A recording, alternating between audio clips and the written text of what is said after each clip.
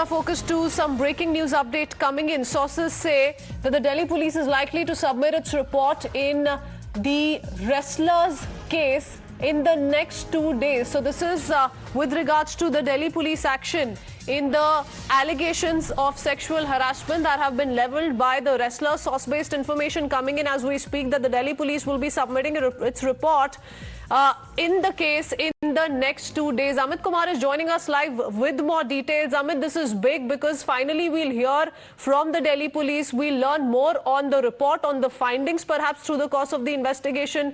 क्या expect कर सकते हैं अमित हम?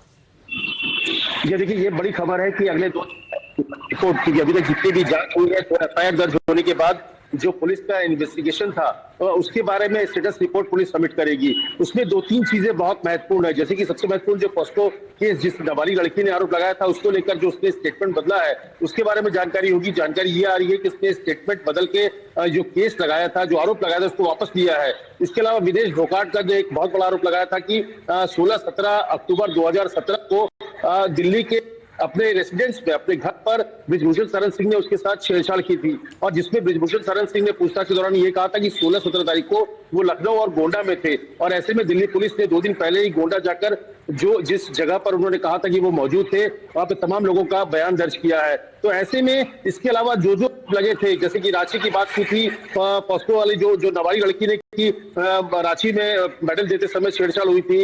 इसके अलावा साक्षी मलिक ने जो आरोप लगाया था, तो तमाम आरोपों में वहां पर जितने लोग भी मौजूद थे उन सबसे पूछताछ हुई है, और ये कहा जा रहा है कि जो पूछताछ की गई है उसकी जो संख्या है वो हो सकता है कि 150 से 200 तक चला जाए जिनसे पूछताछ हुई है। तो ऐसे में एक बड़ी रिपोर्ट जो है स्टेटस रिपोर्ट सबमिट करने वाले हैं, अगले 2 दिनों में दिल्ली पुलिस की तरफ से आएगी, जिसमें पूरे विस्तार से होगा कि क्या क्या अभी तक हुआ है और कहां तक दिल्ली पुलिस की जांच पहुंची है, जिसमें हो सकता है कि जो माइनर गर्ल का जो मामला था उसको वो ड्रॉप भी हो सकता है। तो ये बड़ी खबर टाइम्स नाउ पर इस वक्त की है जी।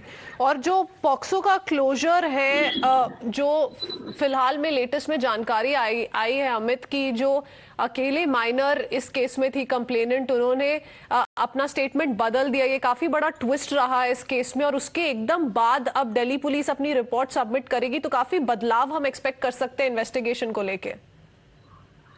जी देखिए, पॉक्सो केस के बाद देखिए सबसे बड़ी बात अगर देखिए तो सबसे बड़ा चार्ज जो ब्रिजभूषण शरण सिंह पर था वो यही बात पे था कि जो एक माइनर लड़की ने आरोप लगाया था, तो पॉक्सो केस उस पर था, उसमें फिर गिरफ्तारी होनी तय थी, लेकिन उसके साथ बहुत सारी चीजें हुई।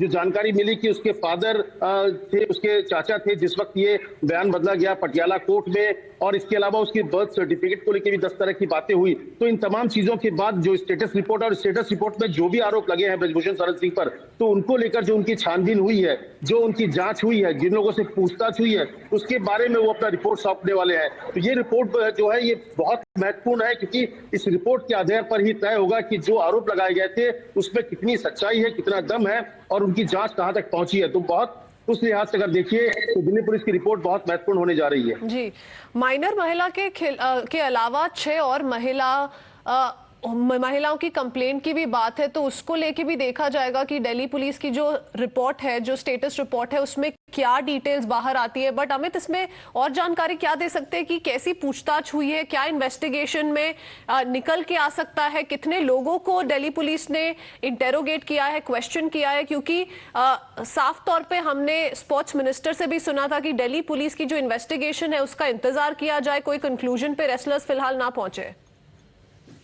ये देखिए, मुझे लगता है कि बहुत ही विस्तृत रूप में जो जानकारी मिली है, जिस तरह के सोर्सेज बता रहे हैं कि जैसे कोई केस, जैसे यहाँ पर कजाकिस्तान में साक्षी मलिक ने आरोप लगाया था कि उसके साथ छेड़छाड़ हुई, तो उस दौरान वहां पर जितने लोग थे, जो अधिकारी थे, कोच थे, जो खिलाड़ी थे, वहां पर जो पूरी टीम भारत की जो गई हुई थी, उसके हर सदस्य से पूछताछ हुई। लखनऊ में एक लड़की ने आरोप लगाया कि उसके साथ छेड़छाड़ हुई, तो लखनऊ में उस दौरान जो कैंप में जितने लोग, बच्चियां थी, जितनी भी लड़कियां मौजूद थे, जो रेफरी थे या कोच थे, उनसे पूछताछ हुई। इसलिए कहा जा रहा है कि जो पूछताछ जिनसे हुई है वो आंकड़ा करीब 200 तक जा सकता है, जिनसे, क्योंकि हर इवेंट पर या किसी जगह पर जहां पर इस तरह की छेड़छाड़ के आरोप लगे हैं, तो उनसे जुड़े हुए जितने लोग भी वहां पर मौजूद थे उनसे बात की गई है। पुलिस ने उससे पूछा है उस समय क्या हुआ था, कैसे हुआ था। तो इस लिहाज से ये महत्वपूर्ण माना जा रहा है कि और इस जो एविडेंस कलेक्ट किया गया बहुत बड़े लेवल पे लोगों से पूछताछ हुई है, तो इसी लिहाज से लग रहा है कि ये जो जब रिपोर्ट आएगा, स्टेटस रिपोर्ट, तो उसमें मुझे लगता है कि बहुत चीजें, तस्वीर जो है वो साफ हो जाएगी कि जो आरोप लगे हैं उसमें कितना दम है और जो पुलिस ने इन्वेस्टिगेशन के दौरान जो पाया है उसमें कितना दम है। You're telling us that the police may have questioned over 200 people. Very, very crucial what we're learning. The Delhi police report will reveal it all and will perhaps decide what happens to the case next. Thank you, Amit, for getting us all of those exclusive details here on Times Now. First up, let's now